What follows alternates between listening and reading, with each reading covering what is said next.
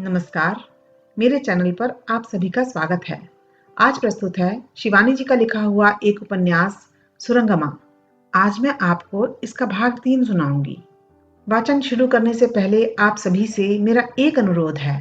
कृपया मेरे चैनल को सब्सक्राइब कर लें, बेल आइकन को जरूर हिट कर दें ताकि अगले भाग की नोटिफिकेशन आप सभी को समय पर मिल जाए। तो आइए शुरू करते हैं। जीवन भी कैसे अलौकिक आश्चर्यों से भरा है।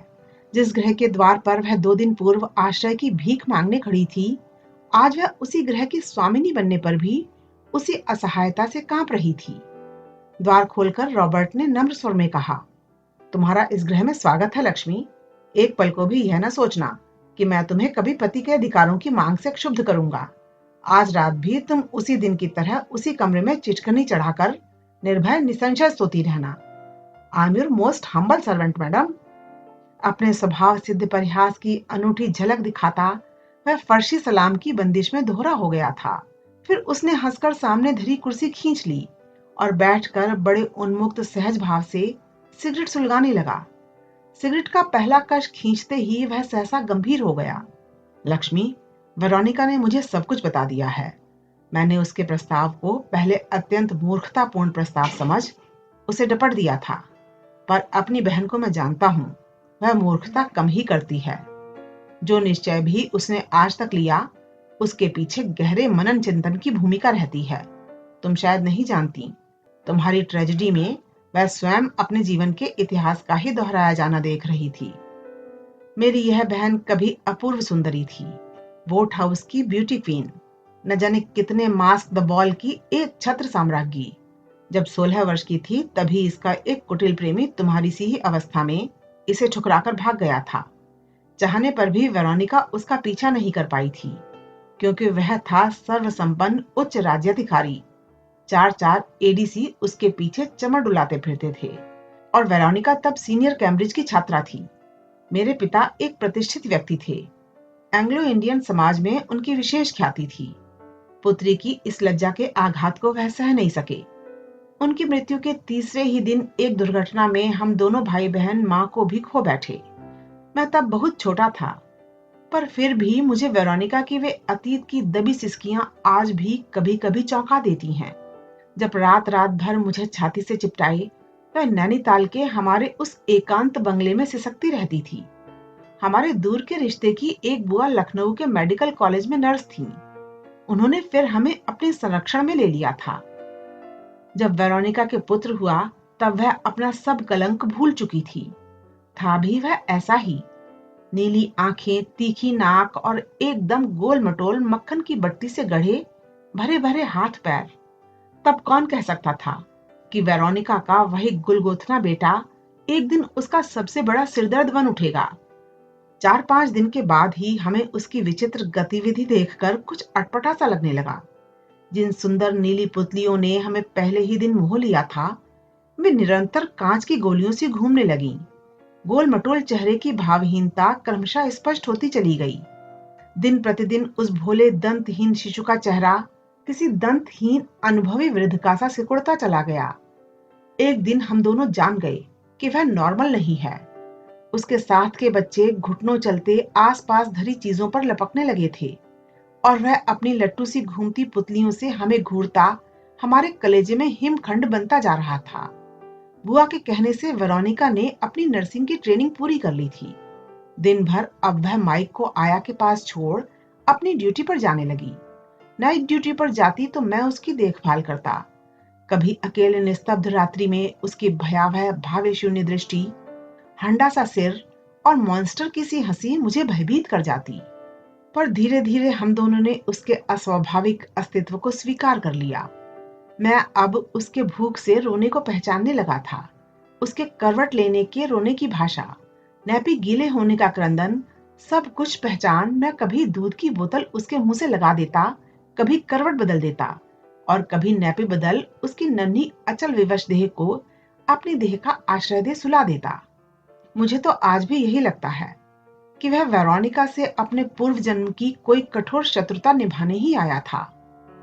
24 सुदीर्घ वर्षों तक वह निरंतर उसके जीवन को भी अपने जीवन सा ही निष्प्राण अर्थहीन बनाता रहा। वह तब तक उसके सुख का मार्ग अवरुद्ध किए पड़ा रहा जब तक उसका यौवन जलकर खाक नहीं हो गया। जब वह गया तब उसकी अभागिनी जननी के दग्ध यौवन की राख ही शेष थी। वेरोनिका अपूर्व सुंदरी थी। एक से एक बांके जवान उसे अपनी पत्नी बनाना चाहते थे, किंतु उसके उस अमानुष पुत्र का पिता बनने का साहस एक भी नहीं संजो पाया। जब माइक की मृत्यु हुई तब उसका शरीर बेडसॉर के भयानक व्रणों से छलनी हो चुका था। दुर्गंध के भभके से त्रस्त हो कभी कभी मुझे वेरोनिका की उपस्थिति में ही नाक पर रुमाल धरना पड़ा, पर वेरोनिका मांस के उस लोथड़े पर भी जान छिड़कती थी। सुबह उठकर उसे बेड पहन देती, स्पंज करती, कपड़े बदलती, दाढ़ी बनाती, फिर अपनी ड्यूटी पर जाती।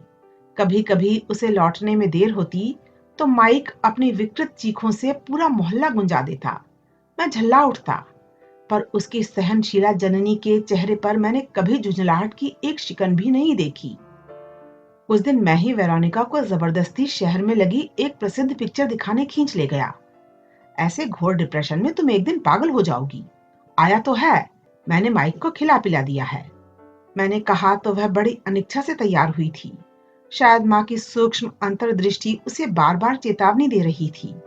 माइक ने उस दिन पूरी डबल रोटी खा ली थी, 3 प्याला सूप पी, आधा सेर दूध एक ही सांस में गटक वह बार बार मेरी ओर अतृप्त दृष्टि से देखता रहा था।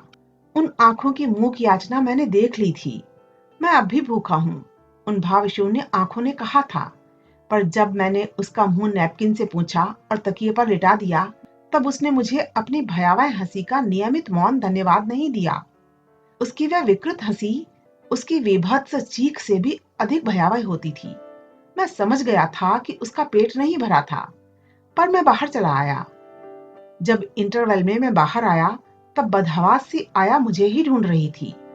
साहब साहब जल्दी चलो, माइक बाबा न जाने कैसा कर रहा है, हाथ पैर ऐंठ गए हैं और मुंह से फेन निकल रहा है साहब। मैं भीतर गया तो पिक्चर आरंभ हो चुकी थी। मेरे कुछ न कहने पर भी उस अंधकार में मेरा चेहरा देखे बिना ही वेरोनिका हड़बड़ाकर उठ गई। मैं उसका हाथ पकड़े ही फिर उसे बाहर ले आया। बाहर आते ही मैंने कौशल से भूमिका बांधी। माइक जरा परेशान हो रहा है, आया हमें बुलाने आई है।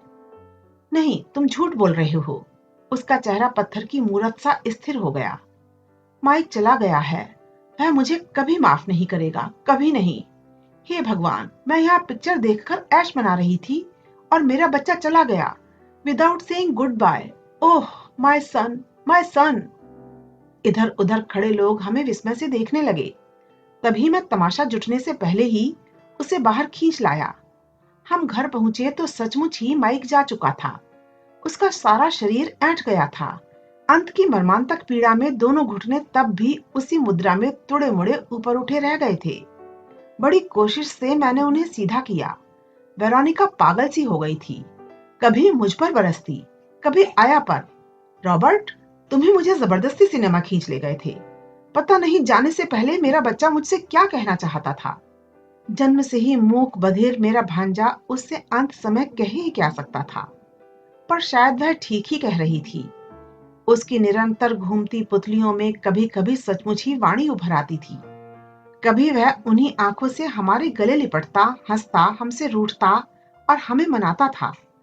क्या पता, जाते जाते उन्हीं आंखों से अपनी माँ से कुछ कह ही जाता। उसकी मौत के बाद वेरोनिका एकदम ही टूट गई। उसका बेटा ही उससे नहीं छिना। उसके उस वंचक प्रेमी का स्मृति चिन्ह भी उससे सदा के लिए छिन गया, जिसे वह शायद आज भी उतना ही प्रेम करती है जितना 30 वर्ष पूर्व करती थी। फिर धीरे धीरे मेरी उस कर्मठ बहन ने जिंदगी से जूझने के लिए जो गर्दन उठाई, वह आज तक नहीं झुकाई। मैंने कहा ना कि वह जब भी कोई महत्वपूर्ण निर्णय लेती है तब उसकी वही दैवी शक्ति उसकी जीभ पर आकर बैठ जाती है। जब उसने अपना यह विचित्र प्रस्ताव मेरे सम्मुख रखा तब मेरा पहला शब्द यही था, नहीं वेरोनिका, तुम्हारा दिमाग सचमुच ही सठिया गया है। सिनाइल डीके इसे ही कहते हैं। नहीं बॉबी, उसका दृढ़ स्वर थप्पड़ सा मेरा मुंह बंद कर गया था। ईश्वर की यही इच्छा है और उसकी इच्छा महान है। जानती हो, मैं 30 वर्ष का हूँ और वह लड़की शायद 17 की भी नहीं है। जानती हूँ, और यह भी जानती हो वेरोनिका कि वह किसी की पत्नी है। क्या यह अन्याय नहीं है? क्या यह उसकी विवश परिस्थितियों का फायदा उठाना नहीं है? तुमसे यदि कोई कहे कि तुम किसी विजातीय से विवाह कर अपना धर्म परित्याग कर दो, तो क्या तुम मान जाओगी? वह भी ऐसे व्यक्ति के लिए जिसे 2 दिन पहले तक तुमने कभी देखा भी नहीं था। सब जानती हूँ बॉबी। उसका कंठ स्वर उतना ही शांत था, पर मैं बार बार क्रोध से उबलता जा रहा था। क्या यह मेरे प्रति अन्याय नहीं है कि एक अनजान व्यक्ति की पत्नी को मैं उसकी अनुपस्थिति में बिना उसकी अनुमति के ही अपनी पत्नी बना लूं और बाद में उसका परिणाम भोगूं? किसी के पाप का बोझ मुझसे वहन करने को कह रही हो वेरोनिका? नहीं, वह किसी की पत्नी नहीं है। फिर मुझे दृढ़ विश्वास है बॉबी कि तुम्हारा संस्पर्श भी उस अजन्मे शिशु के भविष्य को संवार देगा। बाइबिल की शपथ खाकर कहता हूँ लक्ष्मी, तुम्हारा हाथ पकड़ने पर भी किसी प्रकार की कामना वासना ने मुझे रुद्ध नहीं किया।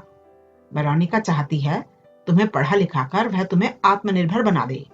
तब तक तुम्हारी शिक्षा का, तुम्हारी संतान के भरण पोषण का भार मैंने सहर्ष स्वीकार किया है। रॉबर्ट को लगा लक्ष्मी अब रो पड़ेगी।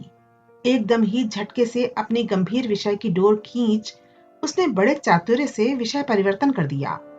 अरे वाह, कैसा मूर्ख हूं! बातों ही बातों में भूल गया था कि आज हमारा विवाह हुआ है और हम दोनों भूखे हैं। आओ तुम्हारे कमरे में तुम्हें पहुंचा दूं, फिर बाजार से कुछ ले आऊं। फिर पल पल रूप बदल रहे उस आनंदी बहुरूपीय ने अपने देवदूत के से चेहरे को निष्कपट हंसी से उद्भासित कर टप से लक्ष्मी को ऐसे अपनी सशक्त बाहों में उठा लिया जैसे वह सेमल की रुई भरा हल्का फुल्का तकिया हो। तुम तो जानती ही होगी लक्ष्मी, हमारे देश में नई दुल्हन को दूल्हा गोद में ही उठाकर शयन कक्ष तक ले जाता है। तुम्हें गोद में उठाकर शयन कक्ष में पहुंचाने का रिचुअल मेरी शपथ के दायरे में नहीं आता। यह कम से कम आज की रात मेरा पावन कर्तव्य है। लक्ष्मी का चेहरा लाज से रंग गया, किंतु जो उसे उठाकर बिस्तर पर बिठा गया था उसके चेहरे पर किसी भी प्रकार का संकोच नहीं था। फिर बिना उसकी ओर देखे उसका विचित्र रसिक पति बाजार से खाना लाने चला गया। बड़ी देर तक लक्ष्मी की देह थरथराती रही। पूर्व पति के प्रथम स्पर्श से कितना भिन्न स्पर्श था यह। पहले में कंटकाकीर्ण छड़ी की छुअन थी और यह था फूल गेंदवा का स्पर्श। उसे उठाकर उसने बिस्तर पर ऐसे धर दिया था जैसे वह किसी कांच के बहुमूल्य पात्र को ऐसे सहेज कर रख रहा हो कि वह टूट न जाए। उसके जाते ही लक्ष्मी ने द्वार बंद किया। फिर हृदय में सहसा अंकुर सा उभरा। न जाने कौन सा विकार उसे दर्पण के सम्मुख खींच ले गया। दर्पण पर दृष्टि पड़ते ही स्वयं उसका अबोध चित्त उससे कैफियत मांगने लगा तो वह खिसिया गई और हाथ ही से उड़े बिखरे बालों की पाटी बिठा उसने साड़ी ठीक की। वेरोनिका ने ही उसे वह नन्हे सितारों जड़ी सफेद साड़ी पहना दी थी। हमारे यहाँ नववधु श्वेत परिधान ही धारण करती है लक्ष्मी। गले में फिर उसने सोने की क्रॉस जड़ी अपनी दिवंगता जननी की चेन पहनाकर कहा था, इसे कभी मत खोलना, यह मम्मी की है। उनकी बड़ी इच्छा थी कि बॉबी की बहू को अपने हाथ से यह चेन पहनाएंगी। रॉबर्ट ने द्वार खटखटाया तो लक्ष्मी चौंकी। कौन? उसने पूछा। मैं हूं तुम्हारा पति। रॉबर्ट के उत्तर के साथ ही उसकी दबी हंसी की खनक सुनकर लक्ष्मी ने द्वार खोल दिया। रॉबर्ट की निष्पाप ठिठोली से उसके कपोल ऐसे दग्ध हुए जा रहे थे कि जी में आ रहा था नोच कर दूर फेंक दे। भीतर आ हाथ के दोनों ठोंगे मेज पर धर वह लक्ष्मी के गंभीर आरक्त चेहरे को देख हंसकर कहने लगा, बुरा मान गई क्या? जानती हो मैंने ऐसा क्यों कहा? एक बार महारानी विक्टोरिया के प्रति प्रिंस एल्बर्ट अपने कमरे के द्वार बंद कर किसी काम में लगे थे। महारानी आई और उन्होंने पति का द्वार खटखटाया। कौन? उसने पूछा। Queen of England. स्वर में राजमहिषी की कड़क थी। कौन? विक्टोरिया। स्वर कुछ नम्र पड़ा। कौन? अब प्रश्न के स्वर में शाही अकड़ थी। तुम्हारी पत्नी। उसी क्षण द्वार खुल गया। इसी से मैंने सोचा व्यर्थ ही खतरा क्यों मोल लूं, पहले ही क्यों न कह दूं तुम्हारा पति। बचकाने स्वाभाविक स्मित ने लक्ष्मी के चेहरे को अपूर्व बना दिया और फिरोजी आंखों में निर्दोष अकपट प्रशंसा उभर आई। आओ लक्ष्मी, पहले खाना खा लिया जाए, रॉबर्ट ने कहा। वह न जाने क्या सब ले आया था। गर्म इमरती, समोसे, कचौड़ी, दही और एक बड़े से पूड़े में पान। तुम्हें भी निश्चय ही खाने के बाद पान खाने का अभ्यास होगा, क्यों? कई प्लेटों में सामान सजाता रॉबर्ट बड़ी पुलक से गुनगुना रहा था और लक्ष्मी चुपचाप हाथ बांधे मूर्ख सी खड़ी थी। लो समोसे चखो। यहाँ के बड़े प्रसिद्ध समोसे हैं। जब कभी डबल रोटी खा खा कर ऊब जाता हूँ तब यही सब ले लेता हूँ। वैसे इनमें मिर्च बेहद होती है। वेरोनिका तो कहती है इन्हें खाने के बाद you need a bedsheet to wipe your nose. फिर अपने जन्मदिन की पार्टी पर उत्साहित किसी नन्हे बच्चे की ही भांति उसने टप से एक इमरती उठाकर मुंह में धर ली। वेरोनिका ने एक खास चीज भी तो मुझे उपहार में दी है, भूल ही गया था। ऐसा भुलक्कड़ हूं मैं लक्ष्मी। वेरोनिका याद न दिलाती तो शायद तुम्हें लखनऊ ही भूल आता। बार बार वह अपनी चुहलबाजी से अपनी नववधु को गुदगुदाने की चेष्टा कर रहा था और उतनी ही बार लक्ष्मी लाज से छुई मुई होती जा रही थी। वेरोनिका की दी हुई शैंपेन निकाल उसने 2 ग्लासों में उड़ेल दी। लक्ष्मी की ओर ग्लास बढ़ाते ही वह सहमकर पीछे हट गई। नहीं नहीं, मैं यह सब नहीं पीती। कोई बात नहीं, ग्लास थाम तो सकती हो। भरा ग्लास उसे जबरदस्ती थमा।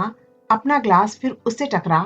वह उसे ऊंचे उठा हंसकर कहने लगा, to the health and happiness of my bride. कैसी विचित्र बात है लक्ष्मी, हमारे इस विवाह भोज में आज एक भी अतिथि नहीं है। वैसे उसका स्वर शायद सद घुटकी हुई शैंपेन के प्रभाव से ही सहसा भावुक हो उठा। आकस्मिक दुर्घटना की तरह घट गया हमारा विवाह किसी अतिथि को प्रवेश की अनुमति भी नहीं देता। लक्ष्मी अब तक एक शब्द भी नहीं बोली थी। लक्ष्मी, इस बार उसका स्वर किसी रूठे बच्चे को ही जैसे दुलार रहा था। तुम क्या इस विवाह से बहुत घबरा गई हो?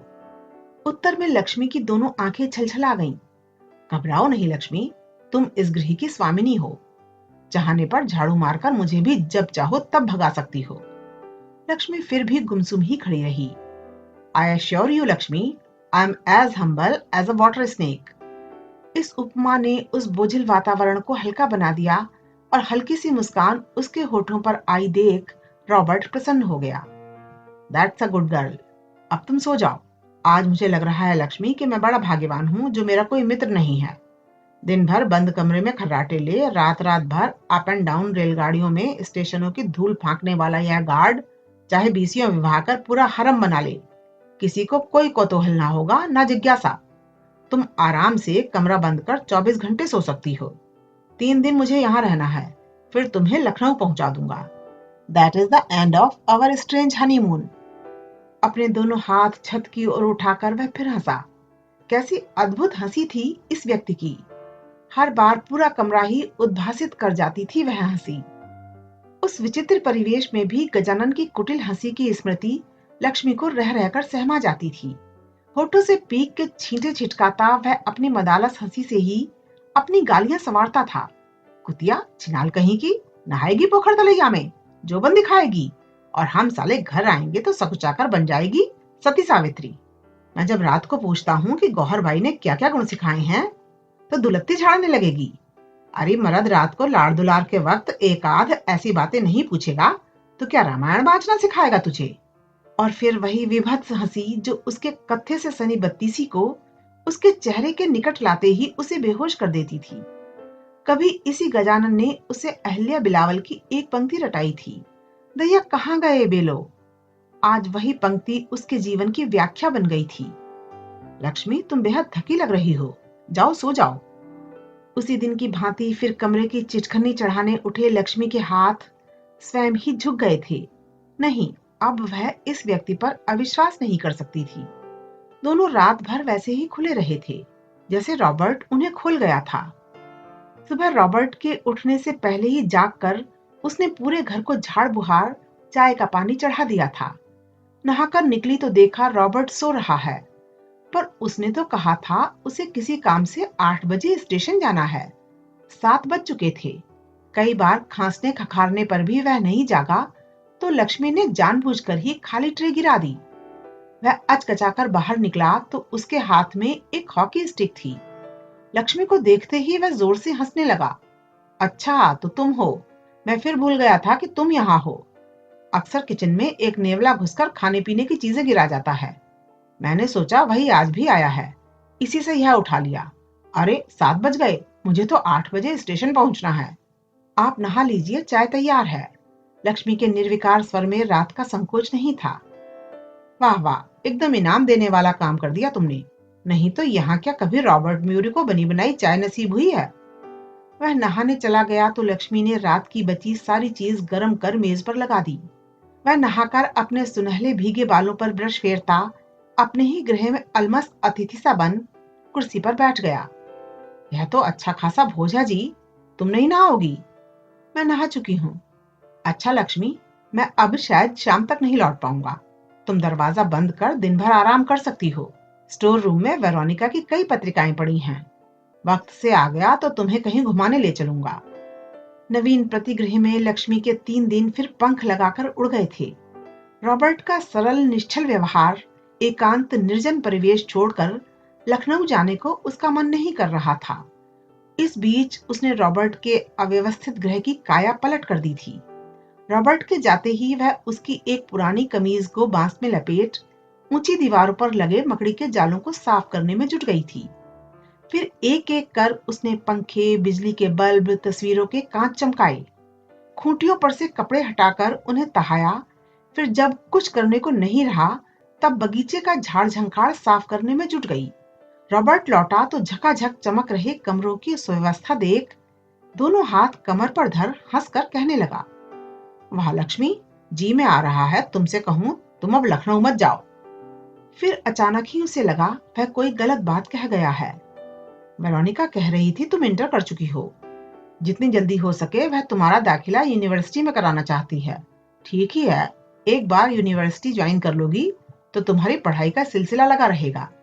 पर जब लखनऊ जाने के दिन ताला लगाकर लक्ष्मी रॉबर्ट के साथ चलने को उद्यत हुई तब स्वयं ही 3 दिन की ममता उसके पैरों में बेड़ियां बन लिपट गई। उसे उस क्षण अपने चित्त की दुर्बलता पर क्षोभ भी हुआ था, जिसके साथ उसने कभी जीवन के अच्छे बुरे पूरे 365 दिन बिताए थे। जिसके प्रेम में उन्मत्त हो वह पिता के गृह की ममता भूल बिसर कर निकल आई थी। जिसकी संतान उसके गर्भ में प्रतिपल बढ़ रही थी, उसे उसके अकृतज्ञ हृदय ने एक बार भी याद नहीं किया था। और इस 3-4 दिन के परिचित विदेशी की सरलता स्नेह का बंधन उसे पग से पग पर जकड़ रहा था। कल परसों यदि इससे भी आकर्षक कोई और अजनबी उसे टकरा गया तो क्या वह उसे भी भूल ऐसे ही उसके पीछे चल देगी?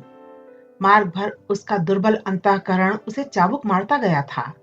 रॉबर्ट ने भी उसके आकस्मिक परिवर्तन को पकड़ लिया था। किसी विस्मृत क्रंदन की व्यथा ट्रेन में बैठते ही उसके चेहरे को म्लान कर गई थी। रॉबर्ट को कुछ विस्मय भी हुआ था और वह विचलित भी हो गया था। 3 दिनों में ही जो परिचय घनिष्ठ होता बड़ी स्वाभाविक अंतरंगता से उस अपरिचिता के चेहरे को सहज बना गया था, वह देखते ही देखते न जाने कहां उड़ गया और वह एक बार फिर अनजान बन बैठी थी। किंतु रॉबर्ट को उसके रूखे व्यवहार से भी झुंझलाहट नहीं हुई। प्रगाढ़ संवेदना से ही उसका हृदय पिघल उठा था। उसके जी में आ रहा था उन क्रंदन स्फुरित रक्तिम वर्णी आयत आंखों को अपने रुमाल से सहलाकर वह उससे पूछे, इतनी उदास क्यों हो लक्ष्मी? क्या परिस्थितिवश छोड़े गए धर्म की ग्लानि ही तुम्हारे हृदय को कचोट रही है, या 3 दिन का यह अस्वाभाविक हनीमून तुम्हारे हृदय के पके फोड़े को दुखा गया है? किंतु अंत तक वह कुछ नहीं पूछ पाया था। पूरी यात्रा ही उसने एक के बाद एक सिगरेट फूंक कर काट दी थी। जब अचल गठरी सी बनी लक्ष्मी उसके साथ रिक्शे में बैठी तब भी उसने अपने सहज नम्र स्वर में कहा था, लक्ष्मी, तुम कभी भी यह बात मत सोचना कि तुम्हारा नवीन ग्रहण किया गया धर्म तुम्हें किसी बंधन से बांधेगा। तुम जब चाहो तब घर लौट सकती हो और न मैं ही बार बार आकर तुम्हें एम्बेरस करूंगा। वैसे भी बहुत कम ही आता हूँ। आज तक आता भी था तो वेरोनिका को देखने, अब तुम रहोगी तो निश्चिंत रहूंगा। घर पहुंचने से पहले उसने लक्ष्मी को एक लिफाफा थमा दिया। इसमें कुछ रुपए हैं, तुम रखो। वेरोनिका की माली हालत खस्ता ही रहती है, मैं तुम्हें बराबर खर्चा भेजता रहूंगा। नहीं नहीं, घबराकर लक्ष्मी लिफाफा उसे ही लौटाने लगी थी। मैं क्या करूंगी इससे, सब कुछ ही तो उन्होंने ले दिया है। लिफाफा रॉबर्ट की पसरी चौड़ी हथेली में वैसा ही धरा देख लक्ष्मी ने उठाकर उसकी जेब में डाल दिया। उसके देने और रॉबर्ट की न लेने की चेष्टा में एक संक्षिप्त अवधि के लिए दोनों के हाथ एक दूसरे से गुंथ गए। अचकचाकर रॉबर्ट ने जेब से हाथ हटा लिया और विलग होकर बैठने की चेष्टा करने लगा, किंतु रिक्शा की संकीर्ण सीट में दोनों चाहने पर भी बिना सटे नहीं बैठ सकते थे। घेर घुमावदार सड़कों पर बार बार दोनों के कंधे एक दूसरे से सटे जा रहे थे। मार्ग भर फिर दोनों चुपचाप बैठे रहे थे। जब घर पहुंचे तब वेरोनिका बरामदे में ही अखबार पढ़ रही थी। उन्हें देखते ही उसका चेहरा खिल गया। वेलकम वेलकम कहती वह बड़ी ललक से उनका स्वागत करने आगे बढ़ी और लपक कर उसने लक्ष्मी के दोनों गाल चूम लिए। 4 ही दिन में तुम्हारा चेहरा बदल गया है लक्ष्मी। क्यों, कैसा रहा तुम्हारा हनीमून? रॉबर्ट का चेहरा पहली बार बहन की उपस्थिति में लाल पड़ गया। फिर वह कठोर स्वर में कहने लगा, डोंट बी सिली। सब कुछ जानकर तुम क्यों बेचारी लड़की को एम्बैरस कर रही हो वेरोनिका? तुम जानती हो कि हमारा विवाह गुड्डे गुड़िया का खेल था। विवाह नहीं, एक समझौता मात्र है। इसे क्यों भूल जाती हो? मैं क्या तुम्हें नहीं जानती रॉबर्ट? वेरोनिका का रुआंसा खिसियाया स्वर एकदम ही अवरोध के स्वरों में उतर आया। मैं ऐसा नहीं जानती तो क्या शरण में आई इस गरीब को इसकी ऐसी अवस्था में तुम्हारे साथ अकेली भेज देती? तुम्हारे जाते ही मैंने फादर से बातें कर ली हैं। यह कल ही से यूनिवर्सिटी जाने लगेगी। फिर रॉबर्ट कोई ड्यूटी न रहने पर भी अकारण ही अपनी ड्यूटी का बहाना बना उसी दिन लौट गया था। वेरोनिका के मित्र, आत्मीय, स्वजन, प्रतिवेशी सबने धीरे धीरे लक्ष्मी को मिसेस म्यूरी के रूप में स्वीकार कर लिया। इतवार के दिन वेरोनिका गिरजाघर जाने लगती तो लक्ष्मी स्वयं ही उसके साथ हो लेती। वेरोनिका ने उसे नवीन ग्रहण किए गए धर्म के किसी भी प्रतिबंध से बांधने की कभी चेष्टा नहीं की थी, किंतु जिस निर्जन गिरजाघर में नियति ने उसके जीवन को एक तीखे झटके से मोड़ दिया था, वहां की अद्भुत शांति में डूबकर वह कुछ क्षणों के लिए अपने अतीत, वर्तमान, भविष्य सब कुछ भूल जाती थी। रॉबर्ट फिर पूरे 2 महीने तक उनसे मिलने नहीं आया। एक बार आया तो लक्ष्मी यूनिवर्सिटी गई थी।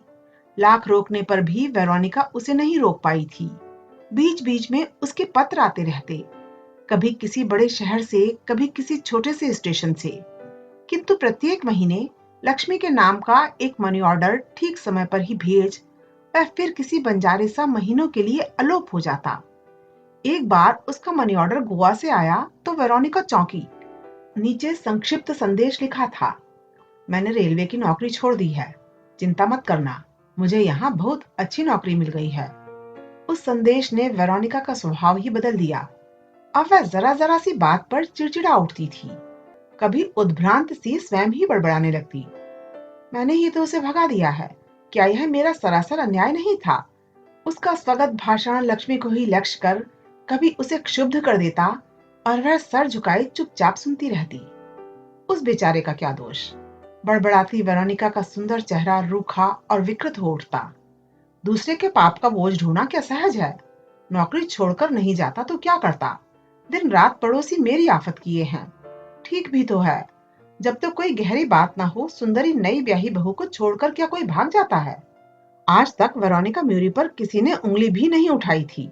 इतने वर्षों से इस मोहल्ले में हूँ। ठीक 6ठे महीने रॉबर्ट का संक्षिप्त पत्र आया था कि वह बड़े आराम से है। वेरोनिका उसकी कोई चिंता न करे। भारत के बाद गोवा उसे स्वर्ग सा लग रहा था। पत्र में कहीं भी लक्ष्मी का कोई उल्लेख नहीं था, किंतु मनी ऑर्डर के बदले इस बार 7-8 महीनों की पूरी सम्मिलित राशि का ड्राफ्ट बनाकर ही उसने भेज दिया था। धीरे धीरे उस अपरिचित गृह में लक्ष्मी के नीरस दिन बीतते चले गए थे। प्रतिवेशियों की मूल संदिग्ध दृष्टि अब बड़े दुस्साहस से मुखर हो उठी थी। यह कैसा विवाह किया था रॉबर्ट ने? सुंदरी आसन्न प्रसवा पत्नी को वह एक बार देखने भी तो नहीं आया था। और यह भी पढ़ाई का कैसा शौक कि मेरू पर्वत सा पेट लेकर वह नित्य पढ़ने जाती है।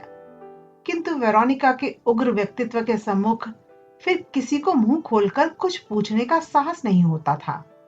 वेरोनिका भी लक्ष्मी को एक प्रकार से अपने बंगले में बंदनी बनाकर ही मूंदे नहीं रहती। कभी संध्या को उसे साथ ले दूर टहलने निकल जाती और कभी पादरी ऑनूर के यहाँ। समाज का कुतूहल ज्वार भाटे की तरंगों सा स्वयं ही शांत होकर बैठ गया था।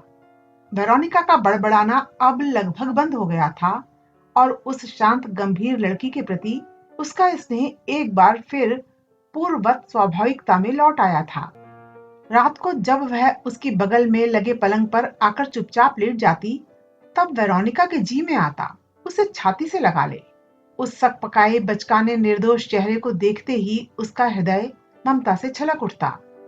उसे देखकर कौन कह सकता था कि यह चुपचाप गंभीर लड़की किसी अकर्मण्य शराबी का हाथ पकड़ घर से निकल पड़ी होगी।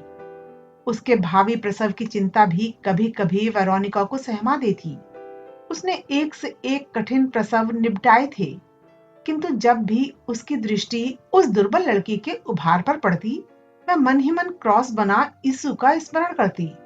कहीं इसे कुछ हो गया तब, किंतु अंत तक कुछ भी नहीं हुआ था। लक्ष्मी, तुम्हारे इजी लेबर से अधिक समय तो शायद किसी डेंटिस्ट को दांत उखाड़ने में लगता होगा। बाद में उसने हंसकर कहा था।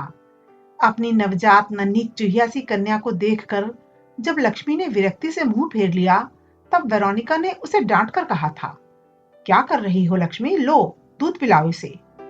नहीं नहीं, मर जाने दो, इसे मैं दूध नहीं पिलाऊंगी। पुत्री को देखते ही उसके पिता का कुटिल चेहरा उसकी आंखों में तैर गया था। पागलपन मत करो लक्ष्मी, देखो भगवान ने तुम्हें कैसी प्यारी बच्ची दी है।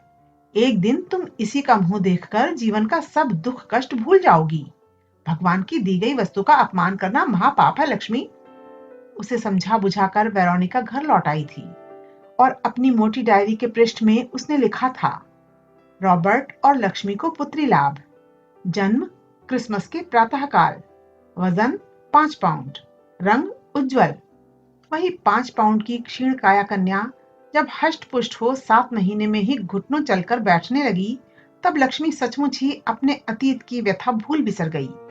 वेरोनिका ने न जाने कितनी बार उसके नाम बदल दिए थे, कभी ब्यूटी, कभी बॉनी और कभी एम्बर, पर लक्ष्मी ने तीसरे ही दिन उसका नाम धर दिया था सुरंगमा। छी छी, इतना लंबा नाम। वेरोनिका ने उसका दिया नाम कभी स्वीकार नहीं किया। रॉबर्ट को सुरंगमा के जन्म की सूचना देने में वेरोनिका ने विलंब नहीं किया था, किंतु उसके पत्र पाने की अब उसे कोई आशा नहीं रह गई थी। कभी कभी वेरोनिका को घोर दुश्चिंता घेर लेती। पुत्री के पहले जन्मदिन पर भी वह नहीं आया तो लोग क्या कहेंगे। वह सुरंगमा के माध्यम से कई बार लक्ष्मी को सुना सुना कर कह चुकी थी, सुन ले माय लिटिल वन, एक चिट्ठी अब लिख डाल तू अपने डैडी को। मेरी पहली सालगिरह पर नहीं आए तो फिर मैं तुमसे कभी नहीं बोलूंगी। चतुरा लक्ष्मी मन ही मन समझ जाती कि वह पत्र लिखने में असमर्थ अबोध पुत्री से नहीं, उसी से कह रही है। एक दो बार शायद जानबूझकर ही फिर उसने दूसरे चुगे का दाना उसके सम्मुख बिखेर दिया था। लक्ष्मी, आज मेरे हाथ में बहुत दर्द है। दिन भर इंजेक्शन रूम में ड्यूटी गल गई, 20 इंजेक्शन गोदने पड़े। न हो तो तुम ही रॉबर्ट को मनी ऑर्डर की पहुंच दे दो। किंतु लक्ष्मी ने अपनी शरणदात्री के एक इसी आदेश का आज तक पालन नहीं किया था। सुरंगमा की पहली वर्षगांठ भी वेरोनिका ने फादर ओनूर के गिरजाघर में बिना किसी आडंबर के ही मना ली थी। रॉबर्ट का न कोई पत्र आया न उपहार। उसकी रुखाई कुछ दिनों तक वेरोनिका को फिर चिड़चिड़ी बना गई थी। ठीक भी तो है, क्यों भेजेगा उपहार, पराई संतान के भरण पोषण का खर्चा ही वहन कर रहा है ही क्या कम है। इसके सगे बाप ने तो तुम्हें ढूंढने का कोई प्रयत्न नहीं किया।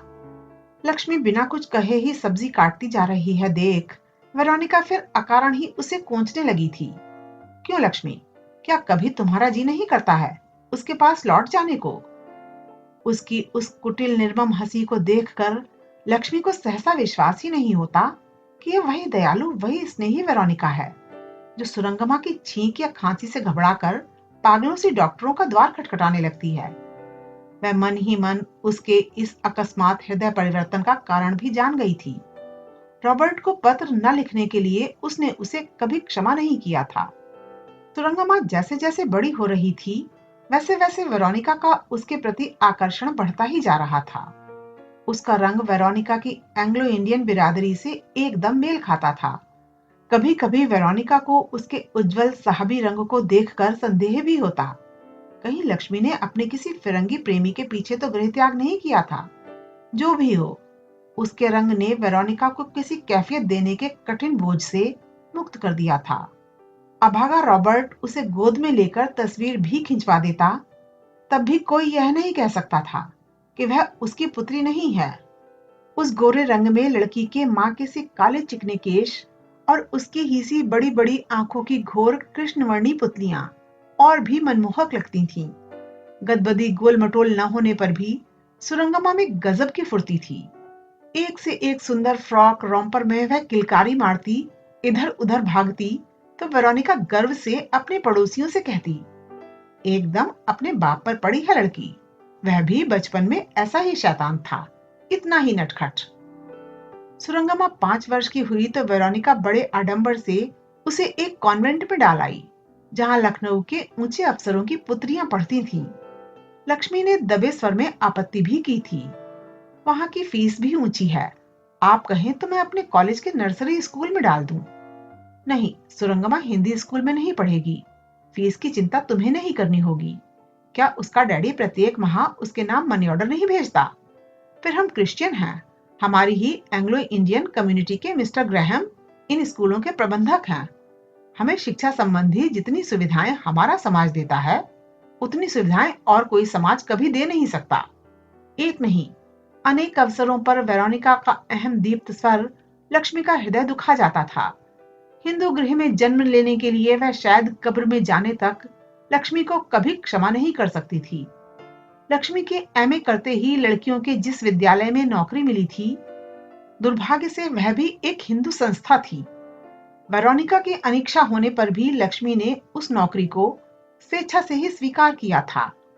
अब वह किसी पर भार बनकर नहीं जीना चाहती थी। वेरोनिका की इच्छा थी वह किसी मिशन स्कूल में ही नौकरी करे, किंतु किसी भी मिशन स्कूल में वेतन की वैसी उदारता नहीं थी जैसी उस हिंदू विद्यालय की बंगाली प्रिंसिपल ने लक्ष्मी के लिए कर दी थी। एक बार उसने नम्र स्वर में स्वतंत्र रहने का प्रस्ताव भी वेरोनिका के सम्मुख रखा था। आपने मुझे अब इस योग्य बना दिया है कि मैं स्वतंत्र रह सकूं। मुझे आज्ञा दीजिए तो मैं कॉलेज के पास ही कोई छोटा सा मकान ढूंढ लूं। वेरोनिका ने पहले उसे ऐसे देखा जैसे वह बहक गई हो, किंतु फिर उसके दोनों हाथ पकड़कर उसने रुआंसे स्वर में कहा था, छी छी लक्ष्मी, तुम क्या मुझे इतनी ही नीच समझती हो कि मैं तुमसे ऊब गई हूं? तुम तो जानती हो हाई ब्लड प्रेशर की मरीज हूं। जब कभी प्रेशर बढ़ता है, गुस्से में तुमसे बुरा भला कह बैठती हूं। तुम भी मेरे लिए उतनी ही प्रिय हो जितना रॉबर्ट। वैसे आज तुमसे झूठ नहीं बोलूंगी। जिस दिन मैंने तुम्हारे सम्मुख रॉबर्ट से विवाह का प्रस्ताव रखा, उस दिन मेरे मन में पाप था। रॉबर्ट के संत स्वभाव को जानकर भी मैंने जुआ खेला था। सोचा था शायद तुम्हारे रूप का जादू उसके वैरागी मन को जीत ले, पर मैं जुआ ही नहीं हारी, अपने भाई को भी उस दांव में हार गई। उस दिन से फिर लक्ष्मी ने कभी उससे अलग होने का प्रसंग नहीं छेड़ा। वह स्वभाव से ही गंभीर थी, किंतु फिर भी मुंह से कुछ न कहने पर भी गृहस्थी की पूरी सामग्री स्वयं ले आती। यही नहीं, कई बार वह वेरोनिका से नाइट ड्यूटी न लेने का आग्रह कर चुकी थी। आपकी तबीयत ठीक नहीं रहती, अब आप इतना काम क्यों लेती हैं? मैं तो हूं, मेरे रहते अब आपको काम की चिंता नहीं करनी होगी। नौकरी से उसमें स्वयं ही एक अनोखा आत्मविश्वास आ गया था, और उसी आत्मविश्वास ने सलोने चेहरे के जन्मगत अभिजात्य को और प्रखर कर दिया था। वेरोनिका का स्वास्थ्य 5 वर्षों से निरंतर गिरता ही चला जा रहा था। एकमात्र भाई का विद्रोह कभी कभी उसके रक्तचाप को और बढ़ा देता। चक्कर आने लगते और वह उस दिन छुट्टी लेकर मुंह ढांपे कमरे में ही पड़ी रहती। उस दिन भी वह सिर दर्द से व्याकुल होकर चुपचाप सो गई थी। सुरंगमा को उसके पार्श्व के पलंग में सुला लक्ष्मी गोल कमरे में परीक्षा की कॉपियां जांच रही थी। कॉपियां जांचते जांचते उसे समय का ध्यान ही नहीं रहा। सहसा घड़ी देखी तो 12 बज गए थे। वह उठकर बत्ती बुझाने जा ही रही थी कि उसे लगा किसी ने द्वार पर मृदु आघात किया है। कौन? चौंक कर उसने पूछा। कोई उत्तर न पाकर उसने बत्ती बुझाने स्विच की ओर हाथ बढ़ाया ही था कि फिर द्वार पर दस्तक हुई। दूर कहीं कुत्ता भौंका और साथ ही द्वार की दरार से बाहर हिल रही किसी छाया का आभास पाकर वह उठ गई। कौन है? बोलते क्यों नहीं? मार्गरेट हो क्या? प्रतिवेशी पादरी की गूंगी नौकरानी मार्गरेट प्रायः ही रात बेरात कभी दूध और कभी जामन मांगने ऐसे ही द्वार खटखटाकर चुपचाप खड़ी हो जाती थी। कौन है? इस बार लक्ष्मी का झुंझलाया स्वर सुनकर वेरोनिका भी जग गई। कौन है लक्ष्मी? उसने पूछा। वही मार्गरेट होगी, और कौन हो सकता है इतनी रात? रोज आकर आधी रात को वही तो ऐसे कुंडी खटखटाकर गूंगी बनी खड़ी हो जाती है। पता नहीं कैसे इसकी बिल्ली रोज आधी रात को आकर इसके साहब का दूध पी जाती है। कौन है? जब तक तू हूं नहीं करेगी मैं दरवाजा नहीं खोलूंगी मार्गरेट। कौन है? मैं हूं तुम्हारा पति। उस परिहास सिक्त हंसी की मीठी खनक लक्ष्मी के 5 वर्ष पूर्व के स्मृति द्वार की अर्गला खटखटा गई। उसे लगा वह सिर से पैर तक कांप रही है। बिना द्वार खोले ही उसने बंद कपाटों पर अपना चकराता सर रख दिया। अब तो खोलो, कितनी देर बाहर ठंड में खड़ा रखोगी? कह तो दिया मैं हूं तुम्हारा पति। लक्ष्मी ने द्वार खोल दिया। दीवार पर पड़ी आगंतुक की सुदीर्घ छाया क्रमशः निकट आती छोटी होती चली गई। वह हंसता हंसता उसके सम्मुख खड़ा हो गया। लंबा ओवरकोट, वही आकर्षक स्निग्ध चेहरा, अधरों पर द्विधा स्नात स्मित और फिरोजी पुतलियों में वही अंतर्भेदी निविड़ता। लक्ष्मी का अवहेलित आंचल कंठ से लिपटा था। उसके कंठ में पड़े मां के सोने के क्रॉस को देखते ही वह चेहरा और भी स्निग्ध हो उठा। डर गई क्या? गमनोद्यता लक्ष्मी को देखकर उसने हंसकर पूछा। डरो मत लक्ष्मी, कब्र से उठकर नहीं आया हूं, तुमसे ही डरकर भाग गया था। स्वर का अद्भुत आवेग जैसे हृदय के अंतरतम कोने से स्वयं ही उच्चारित हो रहा था। कहने वाला भी शायद इस उच्छ्वास के दमन में असहाय हो उठा था। एक क्षण को दोनों की आंखें मिली और उस नीरव दृष्टिपात में ही न जाने कितने अनकहे मुहूर्त कट गए। वेरोनिका तो ठीक है ना? अचानक ही वह द्रुत चिंतित स्वर में पूछने लगा। तुम इतनी चुप क्यों हो लक्ष्मी, सब ठीक तो है ना? हाँ। यंत्रणा मथित स्वर का गहरा निश्वास उस संक्षिप्त उत्तर के माध्यम से ही रॉबर्ट से बहुत कुछ कह गया। हाँ कहने में उसकी विच्छिन्न मुक्तादंत पंक्ति को देखकर रॉबर्ट फिर सिहर उठा। क्यों आ गया था वह मूर्ख लौटकर, जिस कठोर साधना से वह निर्लिप्त फकीर बनकर दूसरी ही पगडंडी पकड़ बड़ी दूर निकल गया था। वहां से क्यों फिर इस परिचित पथ को ढूंढ स्वयं दुर्भाग्य का वर्ण करने लौट आया? जिस अविवेकी चित्त को उसने पालतू पशु सा बनाकर संयम की श्रृंखला से बांधकर रख दिया था, वह लक्ष्मी को देखते ही फिर क्यों विद्रोही बना बंधन तोड़ने को छटपटाने लगा था? 5 वर्षों की अनुच्चारित व्यथा सहसा किस यंत्रणा के आवेग से उसका हृदय मथने लगी थी। इस अज्ञात भय ने तो उसे अब तक ऐसे नहीं सहमाया था। अपने ही हृदय का निशब्द आर्तनाद उसे झकझोर गया। कौन है लक्ष्मी, किससे बातें कर रही हो? वेरोनिका का अधीर क्लांत स्वर इस बार झुंझलाकर तीखा हो गया। वेरोनिका, मैं हूं रॉबर्ट। और फिर वेरोनिका नाइटी में ही आकर कमरे में खड़ी हो गई थी। ओह, तो तुम आ गए रॉबर्ट, यह कैसी सूरत बना ली है, बीमार थे क्या? वेरोनिका का स्वर शांत होने पर भी चेहरा अनकहे उपालंभ से तमतमा रहा था। वह हंसा। क्यों, तुम्हें मैं बीमार लग रहा हूं क्या? वेरोनिका ने अपने पतले होठ भींच लिए। क्रोध आने पर उसकी यह भंगिमा रॉबर्ट और लक्ष्मी दोनों पहचानते थे। इन 5 वर्षों में तुमने मेरी उम्र 10 वर्ष घटा दी है बॉबी, जानते हो? और फिर वह अपने को नहीं रोक सकी। वहीं कुर्सी पर बैठ दोनों हाथों में मुंह छिपा बुरी तरह टूट गई। न जाने कितने महीनों से सो नहीं पाई हूं। कभी भी कोई द्वार खटखटाता था तो यही सोचती थी कि तुम आ गए हो और निश्चय ही तुम्हारा एक्सीडेंट हो गया होगा और लोग खून से लथपथ तुम्हारी लाश लाए होंगे। वाह, क्या बढ़िया बात सोचती थी मेरे लिए। पर यह तो तुम्हारी पुरानी आदत थी वेरोनिका। मुझे जब कभी स्कूल से लौटने में देर होती तब भी तुम्हें यही बकवास सूझती थी। 5 साल, पूरे 5 साल, जरा सोचो बॉबी। वेरोनिका रुमाल में नाक सिनकती स्वगत बोलती चली जा रही थी, जैसे उसने रॉबर्ट की बात ही न सुनी हो। जस्ट थिंक ऑफ इट, जिस बहन ने तुम्हें 5 साल की उम्र से पाला, उसे इससे बढ़िया तोहफा तुम दे ही क्या सकते थे? पास पड़ोस भी तो है। यह तो है नहीं कि मैं रेगिस्तान में रहती हूँ। समाज को थोड़े ही दिनों तक चला जा सकता है बॉबी, हमेशा नहीं। सब पूछते थे ये कैसा विवाह किया है रॉबर्ट ने। गिरजी से लौटकर फिर बहू का मुंह ही नहीं देखा। अच्छा अच्छा, अब बहुत हो गया। कुछ खिलाओगी पिलाओगी नहीं क्या? नौकरी, नौकरी को क्यों लात मार दी तूने? वेरोनिका के कई वर्षों के उबलते क्रोध का उफान बैठ ही नहीं रहा था। रेलवे की नौकरी से ग्रेच्युटी ही तो मिलती है, उसे भी गंवा दिया तूने। अब बुढ़ापा कैसे कटेगा? वेरोनिका क्या अमर बूटी खाकर आई है? मुझे गोवा में बहुत अच्छी नौकरी मिल गई है वेरोनिका, तुम्हें मेरी नौकरी की चिंता नहीं करनी होगी। तब ठीक है, अब अपने इस कुटुंब को भी वहीं ले जा। मैं जैसे अकेली थी वैसी ही रहूंगी। तुनक कर वह पेंट्री में चली गई। लक्ष्मी वहीं खड़ी रह गई। क्यों, चलोगी गोवा? रॉबर्ट कोट की जेब में दोनों हाथ डाल लक्ष्मी के सामने खड़ा होकर हंसने लगा।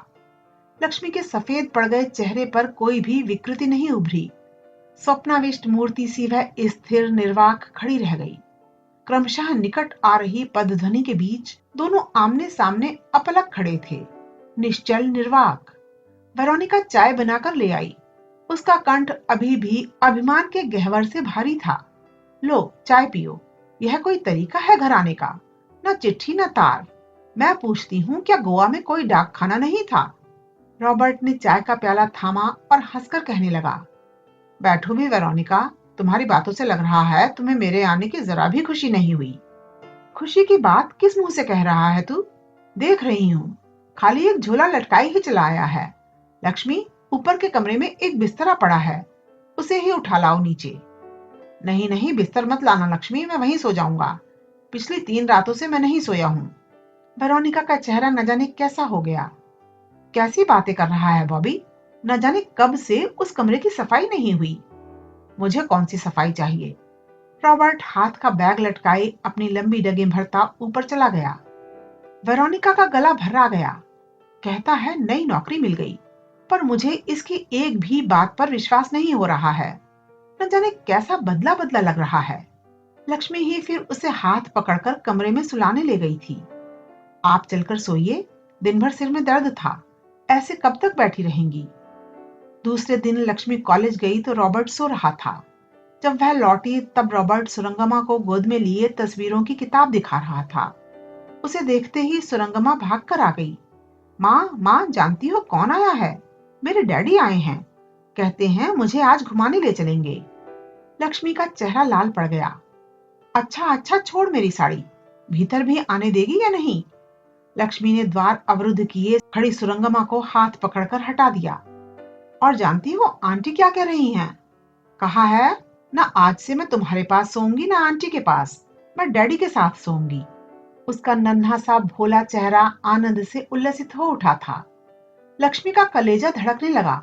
तब क्या अभी भी वेरोनिका उस अबोध बच्ची के माध्यम से उसे रॉबर्ट की ओर आकृष्ट करने की चेष्टा कर रही थी? आओ लक्ष्मी, मैंने तुम्हारे लिए चाय बना दी है। वेरोनिका अभी नहीं लौटी, पीकर देखो कैसी बनी है।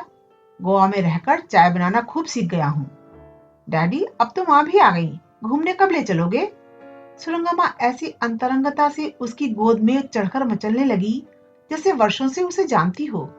मैं तुम्हें जरूर ले चलूंगा डार्लिंग, पर अभी नहीं, आंटी अस्पताल से आ जाएं तब। जा, अभी बाहर जाकर खेल। देख, तेरी दोस्त आई हैं। सुरंगमा पहले माँ की झिड़की सुनकर सहमी, फिर रॉबर्ट को कुतूहल से देख रही अपनी ही समवयस्नी एक बालिका को देखते ही कूदती भाग गई। तू भी चले गया था? उसकी कच्ची दूधिया आवाज स्पष्ट होकर कमरे तक चली आई। मेरे डैडी आए हैं, मुझे आज सॉफ्टी खिलाने गंज ले जाएंगे।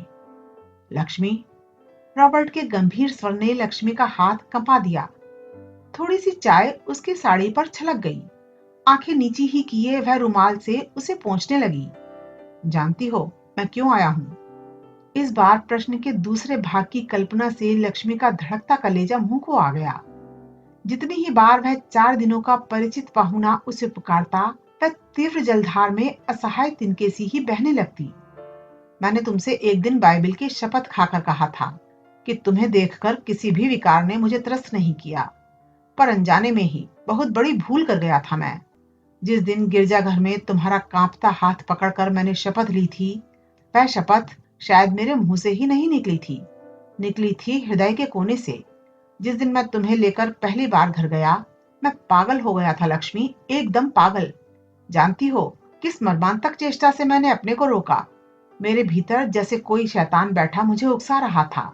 प्रत्येक बार तुम्हारा स्पर्श मेरी समस्त शिराओं को झंझना रहा था। जब मैं तुम्हें लेकर दोबारा लखनऊ लौटा, तभी मुझे लगा कि अब मैं अपने को अधिक छल नहीं सकता। तुम मुझसे बहुत छोटी थी, फिर परिस्थितियों ने ही तुम्हें मेरी पत्नी बनाया था। तुम पर मेरा कोई अधिकार नहीं हो सकता था। तुम्हें केवल पति की मान्यता देने की ही शपथ मैंने ग्रहण की थी।